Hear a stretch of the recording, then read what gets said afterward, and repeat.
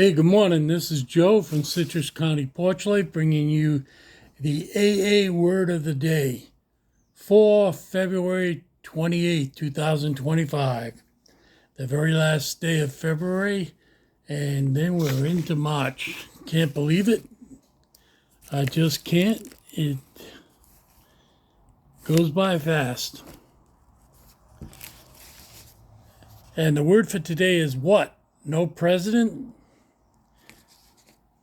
When told that a society had no president having authority to govern it, no treasurer who can compel the payment of any dues, our friends gasp and explain, this simply can't be. And that is from 12 Steps and 12 Traditions of Alcoholics Anonymous, page 132. And this is the commentary. When I finally made my way to AA, I could not believe there was no treasurer to compel the payment of dues. I could not imagine an organization that didn't require monetary contributions in return for a service. It was my first and thus far only experience with getting something for nothing. Because I did not feel used or connected by those in AA, I was able to approach the program free from bias and with an open mind.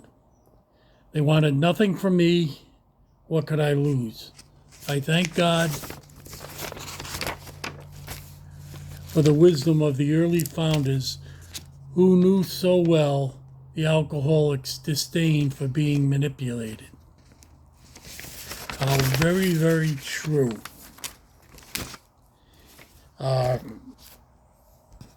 Yes, there are people elected by a group to certain positions, none of which has the title president. Secretary servant is the person that kind of keeps the meetings in order and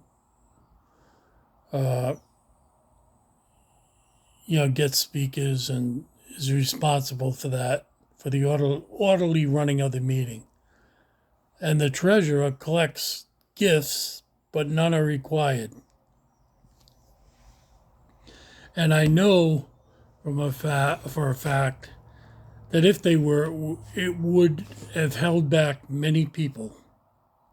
I've known many people over the years who were in a jackpot, lost a job, didn't have any money at all, none to give, and were very appreciative that they had as much right to a seat as someone that came in and flopped $5 into the basket during collection time. And I had as much right, to the coffee and as much right to any. I've been to meetings where people outdid themselves, bringing in cookies. I also went to a meeting right near my house, in fact, at an Italian church, St. Rocco's Church, where three of the members owned delis and something, and you had a feast there. I mean, a feast, and it was all free, no charge to anybody. They were very happy to have become sober. So it does help people develop the mindset that we're not out to take them for money. Like some groups that you see online or on television who promise you everything as long as you pay. AA says if you work at it and if you're rigorously honest, you have a chance of getting sober, and they don't charge us anything. Not the individuals. And I think that's the perfect system, because once you're on your feet and you got a few bucks in your pocket and your life is becoming better, you feel like giving back to the group that gave you so much. and I mentioned before, with the new group Gen X, I'm not sure what group is what, but there's less giving of cash and more. The AA has set up a way for people to give through their cards. I mean, that the other day I went to the store I'd gone to an ATM and I forgot to select. I took out $200 from the ATM, and you can select what kind of bills you want, and I didn't. So they said they gave me two $100 bills, and it's almost like they call the FBI, especially if you go to Walmart. Oh, they hold it up. They're looking at it. They scrape it with this thing, and I know they got to protect themselves because who knows? I don't know how to, unless it's very obvious. I wouldn't know how to tell a forgery from the real thing. But yeah, this person says it perfectly. I was able to approach the program free from bias and with an open mind. And it was well thought out by the founders. We have it like 70 years on, but in the early days they were going. Weren't as many as groups as there are now, and they were meeting in each other's house. A husband and wife hosting the group and making the coffee, and but when it got so big that they couldn't use that model, they had to start renting places or depend on the goodwill of a church, to give them the hall space for a discounted rate because they're doing God's work. But there's still bills incurred. You're gonna have books for the newcomer. Some groups have newcomer packages. You got the coffee. Many people donate, but if they don't, you still gotta have it. Most groups that I went to, have gone to, and still go to, have a cake for the newcomer on their first anniversary. People with more than 1 year anniversaries, they usually bring their own cake, but it's a special gift from the group to mark a very significant amount of time of sobriety. And I have no problem with that at all, none. I loved my cake. I'm diabetic, but I still had a small slice and I enjoyed it. It was worth it. And I am absolutely certain that with type 1 diabetes, had I not stopped drinking, that I would be dead. I have 3 brothers who died from the effects of alcohol. One used it as a gateway into higher drugs, and the other 2 just drank themselves to death. So I know I would have been in that group, and I probably would have gone really soon.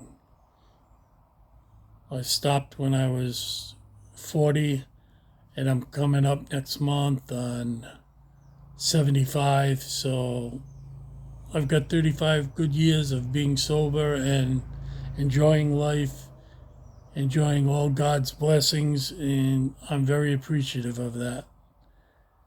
And when I go to a meeting, I try to be as generous as I can. The groups also give to, most people only know about the group, but the group is connected to an area, and the areas are connected to central service.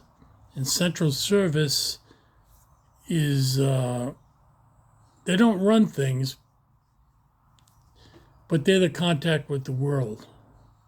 And they're the only ones that may hire professionals, professional secretaries, professional office managers, and they approve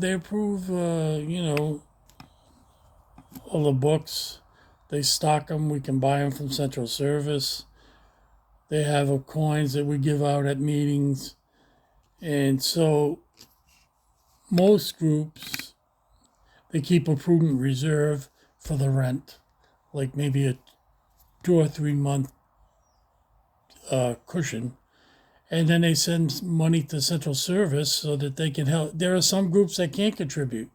And so if you have a wealthy group that is able to afford it, you give money to Central Service, and that helps support those groups that maybe are in a very poor neighborhood where people don't have, you know, cash that they can put in a basket.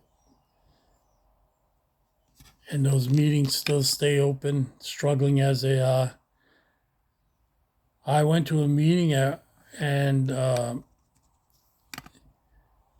it was in a wonderful building, but they were going to turn it into a sober house. So we were without a place to meet. And for one whole summer, thank God it happened in the summer, we met in a parking lot.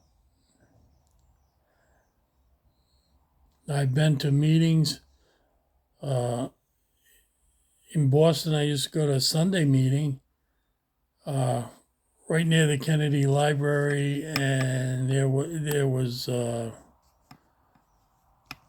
place where we could sit and be away from rain. Well, I'll tell you, in December, those meetings got pretty cold with that wind off Boston Harbor. And I've also been to one in a park in Rhode Island every I think it was Saturday. So, and they had to pay the fee to have the campsite we had it at a campsite, and people would bring their folding chairs. And so there are costs associated with it. And once you get sober and feel that fire, you're more than happy to contribute. That's the way I feel. I was and I am. So God bless. Have a safe and sober last day of February. And God bless. See you tomorrow.